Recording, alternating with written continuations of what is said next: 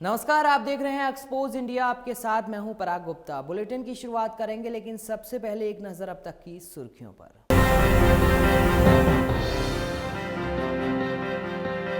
उत्तर प्रदेश में विधानसभा चुनाव से पहले गरमाने लगी राजनीति। शुरू हुआ दल बदल का खेल। बीएसपी, एसपी और कांग्रेस के 7 विधायकों ने पार्टी छोड़ धारण किया बीजेपी का भगवा।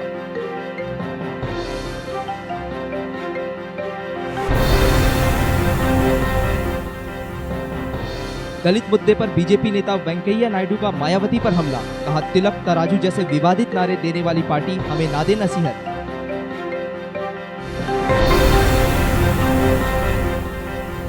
फर्जी गोरक्षक पर पीएम मोदी के बयान से भड़के गोरक्षकों ने खोला मोर्चा। विश्व हिंदू परिषद के बैनर तले 22 अगस्त को दिल्ली में जबर रैली करने की दी चेतावनी।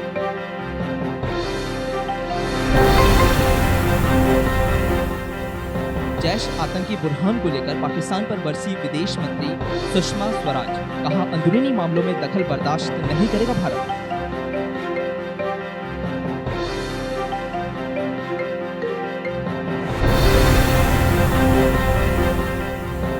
दिल्ली के सुभाष नगर इलाके में दिखा ऑटो चालक का बेशर्म चेहरा। युवक को टक्कर मारकर हुआ फरार। युवक की अस्पताल में हुई मौत। सीसीटीवी कैमरे में कैद हुई तस्वीरें। बुलेटिन में सबसे पहले बात देश की आधी आबादी यानी कि महिलाओं की। केंद्रीय कैबिनेट से मंजूरी मिलने के बाद गुरुवार को मैटरनिटी बेनिफिट बिल राज्यसभा से भी पास हो गया। नए कानून के मुताबिक निजी और सरकारी क्षेत्रों में काम करने वाली सभी गर्भवती महिलाओं को अब 12 की बजाय 26 हफ्तों की छुट्टियां मिल सकेंगी। यही नहीं, इस कानून के मुताबिक बच्चा गोद लेने वाली माओं को भी कम से कम 16 हफ्तों की छुट्टियों का हक दिया जा रहा है।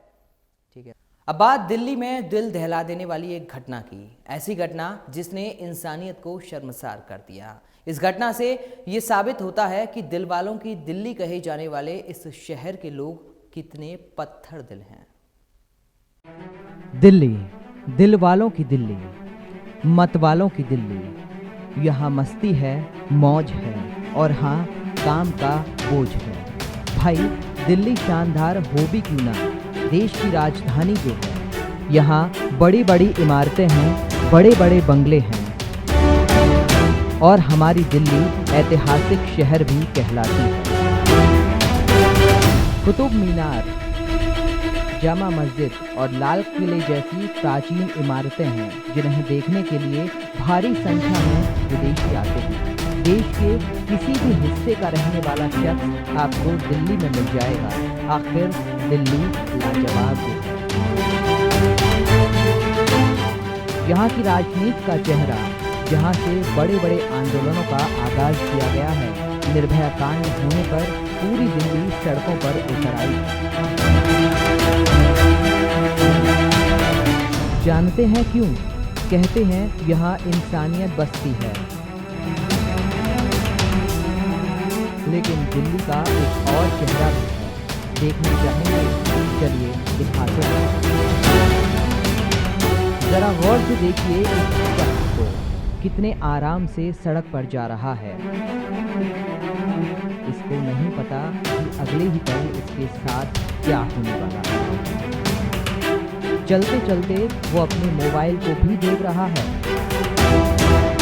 तभी पीछे से तेज रफ्तार से आ रहे टेम्पो ने जोरदार टक्कर मारी।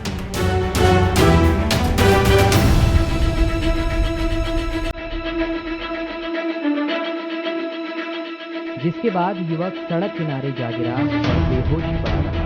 लेकिन यहाँ से गुजर रहे लोगों ने घायल शख्स को देखना भी मुनासिब नहीं समझा और ना ही पुलिस को सूचना देने की जहमत उठाई। यहाँ तक कि युवक को टक्कर मारने वाले टेम्पो ड्राइवर ने गाड़ी तो रोकी, लेकिन उस युवक की मदद करने की बजाय अपनी गाड़ी को देखना उचित समझा और गाड़ी देखने के बाद मौके से फरार हो गया।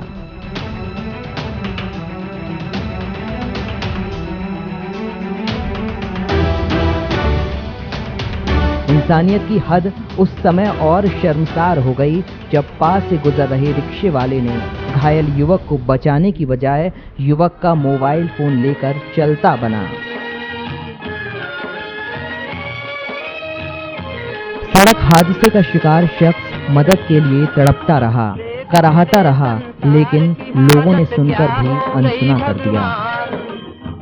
1 घंटे बाद जब पुलिस पहुंची, तब तक घायल युवक दिल्ली की बेदर्द हकीकत को बेनकाब करके इस दुनिया को अलविदा कह चुका था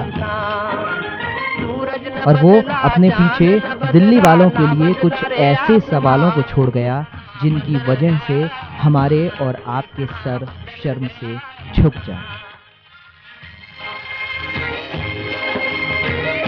bureau report, expose India. UP में बढ़ती रेप की वारदातों को लेकर वाराणसी में बीजेपी ने अखिलेश सरकार के खिलाफ जमकर विरोध प्रदर्शन किया। बीजेपी कार्यकर्ताओं की तरफ से कहा गया कि यूपी में महिलाओं के साथ हिंसा हर दिन बढ़ती जा रही है। यूपी की कानून व्यवस्था पूरी तरीके से ध्वस्त हो चुकी है।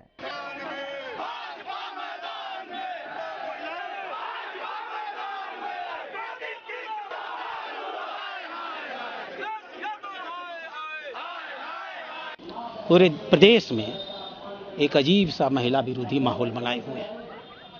पूरे प्रदेश की महिलाएं त्रस्त हैं। बच्चियां विद्यालय पढ़ने नहीं जा रही हैं। बरेली की बच्चियों ने, फैजाबाद की बच्चियों ने विद्यालय जाने से मना कर दिया।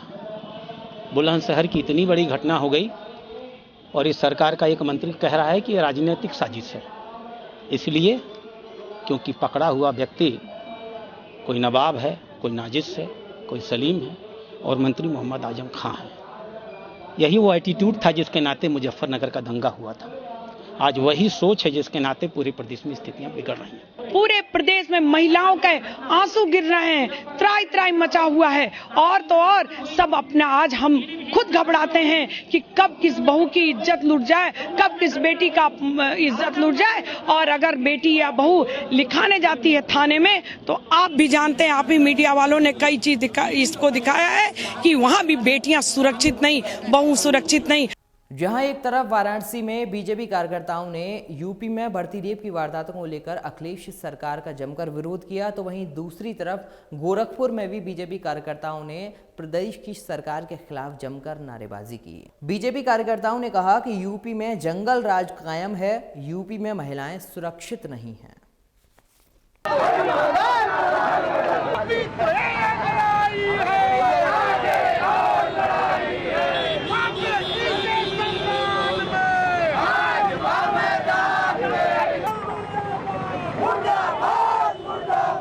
बेटी के ऊपर जो बुलंदशहर में रेप हुआ था उसके खिलाफ में हम लोग यहाँ पे है।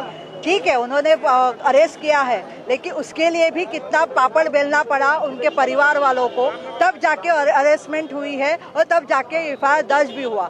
ये इस तरह से सरकार है कि जहाँ जब भी ये सपा सरकार आई है प्रदेश में, जंगल राज तो चल ही रहा है, बेटियां सुरक्षित है ही नहीं है, माँ बहनें भी सुरक्षित नहीं है। हमें रोज पेपर उठाकर देखे वहाँ कहीं पे रेप हो रहा है, कहीं पे किसी के ऊपर बलात्कार हो रहा है, कुछ न कुछ वहाँ माता बहनों के ऊपर अत्याचार हो रहा है। इसको रोकने के लिए उनके अंदर रोकने की क्षमता है ही नहीं है। खुद ही प्रश्रय दे रहे हैं, खुद ही सबको सपोर्ट कर रहे हैं। इस ऐसे सरकार को उखाड़ फेंकना ये भाजपा का पहले काम है और महिलाओं का पहले काम है कि हम लोग सब एकजुट होकर इस रेप के विरोध में हम लोग मैदान में आ गए और उस सरकार को हटाने का। और यूपी के फर्रुखाबाद में एक युवक को ग्राम प्रधान की शिकायत करना महंगा पड़ गया। प्रधान ने अपने साथियों के साथ मिलकर युवक की जमकर पिटाई कर डाली। दरअसल पूरा मामला मोहम्मदाबाद के ग्राम विहार का है, जहां पर सरकारी पैसे के दुरुपयोग को लेकर एक युवक ने गांव के प्रधान की शिकायत संबंधित अधिकारियों से की और जब अधिकारी गांव में जांच टीम लेकर पहुंचे तो अधिकारियों के सामने ही ग्राम प्रधान ने अपने साथियों के साथ मिलकर युवक को जमकर पीट डाला।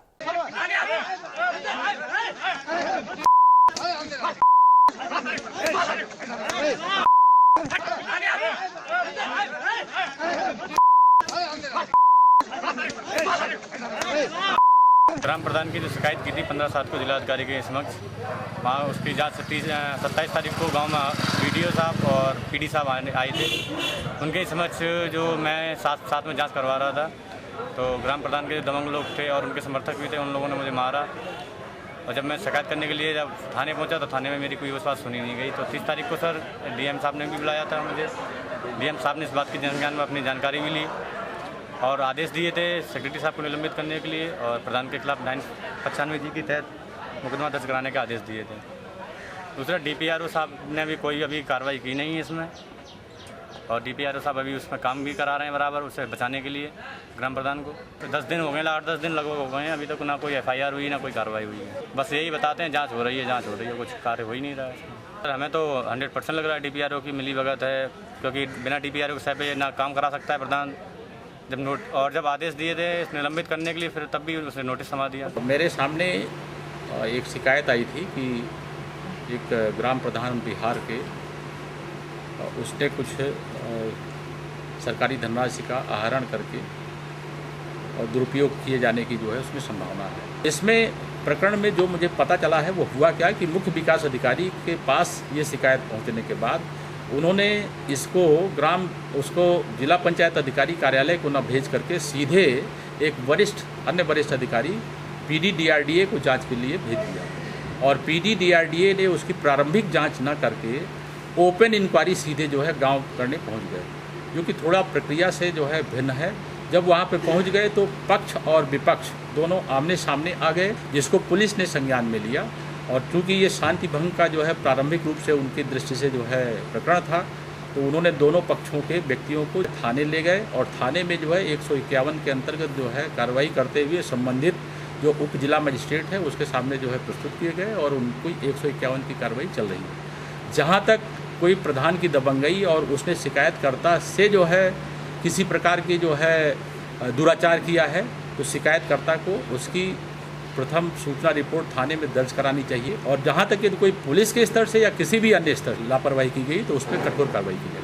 फिलहाल यहाँ रुकते हैं एक छोटे से ब्रेक के लिए, लेकिन ब्रेक के उस पार देखेंगे यूपी की खास खबरें। आप बने रहिए हमारे साथ।